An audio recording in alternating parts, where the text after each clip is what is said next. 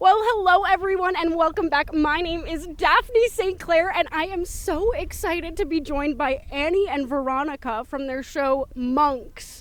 So I'd love if you could introduce yourself to our lovely audience over here, whoever wants to take the mic first. Absolutely. Hi, my name is Veronica Hortigu and I'm one of the monks. Hi, my name's Annie Lujan, and I am the other monk. Wow, this is so exciting to have two real-life monks right here. So I'm so curious because in my research, I'm looking at pictures of monks and I just didn't expect to see you so well dressed. I really thought it was going to be, rags and just fun things like that. And you also have so much hair for a monk. So I'm curious, what is your relationship to the show and to monks and all of that fun stuff? I'm so curious. You know what's interesting about monks is I feel like sometimes people think of them as really structured, really like monastic in service, but then there's this other side of them that's wild. Like they were just a bunch of men living together, making wine. People tried to come in and make them like more religious, and they're like, no, we just want to kind of live. And that's where we connect. Yeah, one of our favorite things we found in our research of the monks is that we did research. Of course, I would hope. Of course. And the monks would spend a lot of time just copying books over and over again. And they would write little messages and doodles in the margins. Yeah. And they would say things like, ow, my hand, or soon night will deliver me from this writing. And that's when we knew we really connected with the monks, I think. Yeah, they were basically tweeting in the margins to send little messages to each other, and then we're like, oh, we get these people. They're bored. Right. So you're bored too then, is that correct? With the landscape of Canadian theatre, or what are you so bored by? Whoa. You're gonna get us locked up.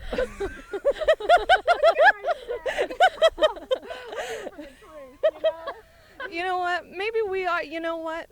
There was a little bit of that. I think at the forefront of our process and like being in the landscape of Canadian theater, we want more risk. We want more like women-led chaos. We want more clown that isn't ruled by people with red noses pretending to be children.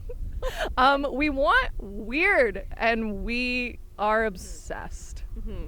And as people who still love a good, well-made play, we are excited about theater celebrating the fact that because it's live, there's constant possibility for failure. Yep. And we're just wondering how far you can take that failure before you get kicked out of a festival. So that's every performance is an exploration of how badly we can mess up. That's the end of my thought. Wonderful. So how badly do you think you have messed up thus far in the process? What is your favorite mess up? What's the most exciting thing that's happened during this show for you? Well, we've been trying to, or we hope to add something different to every show so that no two are alike. Yesterday, Satan did come to our show, and he did try to kidnap us and got Brother Veronica here in a fireman hold and tried to take her out of the space. And I did scream Veronica as I saw my friend being taken. So there's just little breaks like that. We knock things over all the time. We break things. Yesterday I spilled wine all over the floor. There is a part of nudity where I'm always just on the brink of feeling like I'm going to nervous fart, which would be bad because of the nudity. Yeah. Yes. I too am always concerned about a nervous toot here and there. I'm curious, we touched on it briefly, but what does this show do that really does push what Canadian theatre is and what people assume of Canadian theatre? I know we talked a little briefly, but specifically if there's anything else you'd like to add to that point. Oh gosh. I think that some audience members may shy away from the idea of participation, but it's something that we are really looking to embrace in the run of this show. We're really looking to embrace the idea of an experience that involves the audience, and Really, there's no safe seat in the house. If someone is hoping to be invisible at the show, we're really looking to connect with every single person and have them leave the theater with an experience that feels like truly unique to them. Yes. Yeah, and I think Canadian theater is terrified of comedies. I don't think they believe in them. I think they think they're above them a lot of the time, and I think part of why we wanted to make this show is to prove that the like weight and power comedies can hold, and show people what the constant like release and tension and release of comedies can actually open people up to real feeling and real emotion. And I don't think, I personally, I say I'm gonna get locked up, I personally don't think like in the zeitgeist yet we understand how powerful it is to constantly be putting people through that tension and release, and where that can take people if you want it to. That's wonderful. And I'm curious, how do you ensure, the safety and well-being and mind of the audience members? Or is that just something that, they'll come, they'll enjoy or not enjoy, and that's just theirs to deal with? Or do you, make sure that they're okay at any points? Or I'm curious what that process is like, especially being in, you're a monk. So how do you focus all of those things together? Totally. If I may, I do think a key to the process is trusting people to take care of their personal autonomy and to offer them the opportunity to play and be involved, and trust them to decide where their boundary is. But in the last few years, as we've gotten to know people who are really pushing this form of clown and bouffon and idiot, we've also learned what the steps are to easing someone into participation. So, for example, the first thing you might do is ask a rhetorical question, a question that the audience might just answer in their heads, but you've started warming them up to the idea of participating. And then you just have to use your little eyes and scan and see, okay, who looks like they're into it?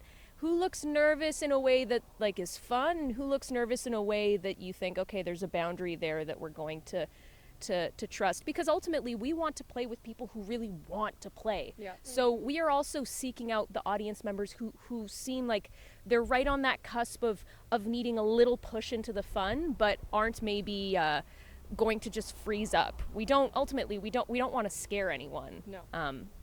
Yeah, such a big part of training in clown and doing this kind of work is just, along with whatever working on comedy, it's about a heightened sensitivity to people. It's about an ability to read people, and its ability to find the line with someone. And we want to get to that line with people, but then our job is to safely take them over that and show them that the other side of the line is a really fun place to be.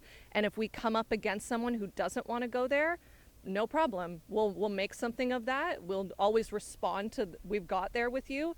Maybe give them a compliment, like celebrate them for us finding that connection, and then move on to someone else and see if someone else wants to go over the line with us. Wonderful. And do you think that you take this into your everyday life when you're trying to connect with people as well? Is this something that, you take into practice elsewhere, or is it just strictly for you a theater tool? I think for me, absolutely. Like, I think when you learn clown, it's kind of like relearning people. Like, you really take the time to relearn what boundaries are, what interaction is, what relationship is, what charisma is, all that stuff. So absolutely, I think with people, I'm subconsciously like gauging. I feel like I'm more attuned now to people's I have a stronger intuition about what people kind of like want, where their line is, and what charms them. I'm always like trying to find that in people. I'm scared I'm going to sneeze, and if I do, I'm sorry. I won't sneeze on the mic. So you're okay. I think what I take from this process and this show into my own life is the reminder of how much we love to play with each other. It really can be as simple as like keeping a ball up in the air, but I don't know that play is something that we as adults feel that we have much time for. But the reality is that when I sit down with a baby and I just play peekaboo with that baby, I'm reminded of the joy that comes from just connecting with someone over a really simple game. And I think something I take from this process truly is when I'm sitting with a group of friends, the reminder that we can play games. And maybe that sounds silly, but it really does help spice up meeting new friends and being in uncomfortable situations. Yeah, and you just offer a silly little game and people are often relieved. They're like, thank God I don't need to talk about what work I have coming up. I can just play this silly game instead. totally. And it's also a desire. I have a newfound desire through Clown for failure. I actually am way more comfortable with failure than I've ever been, because Clown teaches you that failure is the most exciting thing, because it's an opportunity to go deeper or get out of it. And yeah, so my relationship to failure has definitely changed. Wonderful. Failure as a positive. And I think that's just so lovely. You talked a little bit about connection and building communities and things like that. And I think the Fringe is a wonderful opportunity for that, just to speak with tons of people in and out of shows. I'm curious, what's your most favorite Fringe experience thus far, or what are you most looking forward to in this journey through the Fringe? Oh my gosh.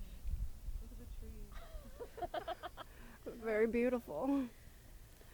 Okay, well, I guess this is the moment where we confess that our experience of watching shows at this year's Fringe began just an hour ago. We've been deep in the trenches of just making our show happen. But what I'm most excited about now that we've booked our tickets and we have some shows coming up as audience members, what I'm most excited to see is other shows that, similar to our own, haven't had the opportunity to perform in front of audiences yet.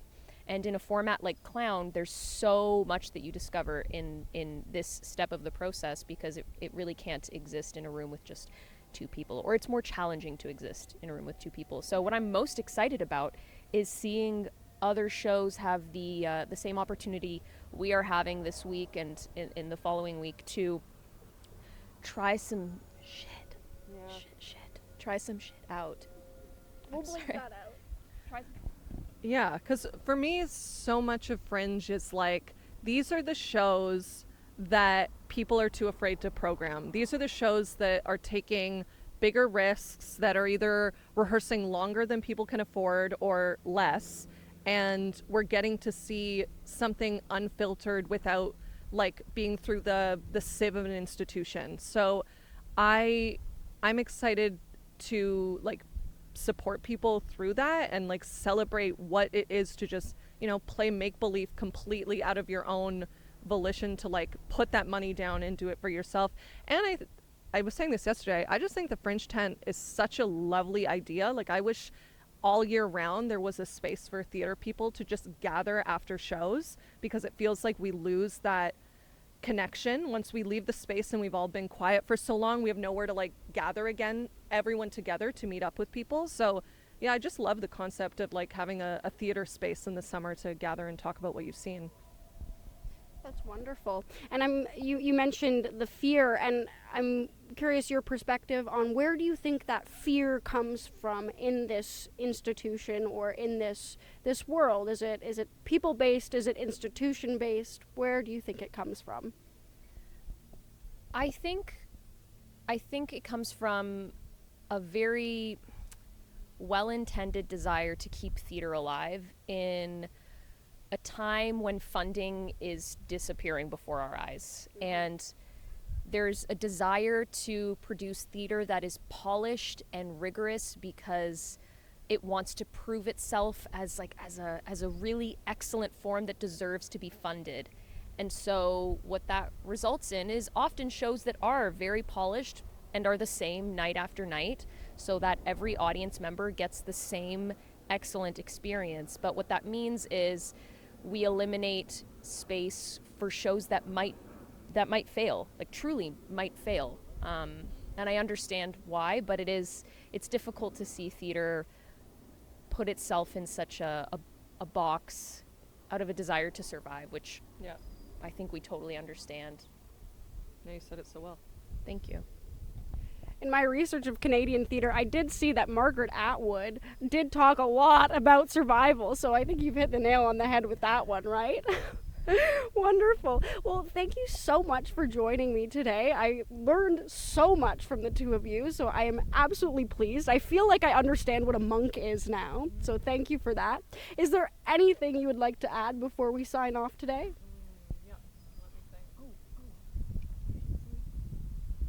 Secrets. The first thing I want to say is definitely everyone check out Sweet Action Theatre. We could not have done this show without the support of that theater giving us affordable space, and Gordon Neal, who runs that space, he is just here to support young, weird, emerging theater creators, and just so wonderful. And specifically, it's a space where if audiences want to continue to see clown in development and flourishing, it's a space where you can see that year round. There's a show at Sweet Action, it seems like almost every night of the week, and like we said, these shows need audiences in order to be developed. So support Sweet Action Theatre. Yeah. And also, we are the daughters of the witches you couldn't burn. Thank you.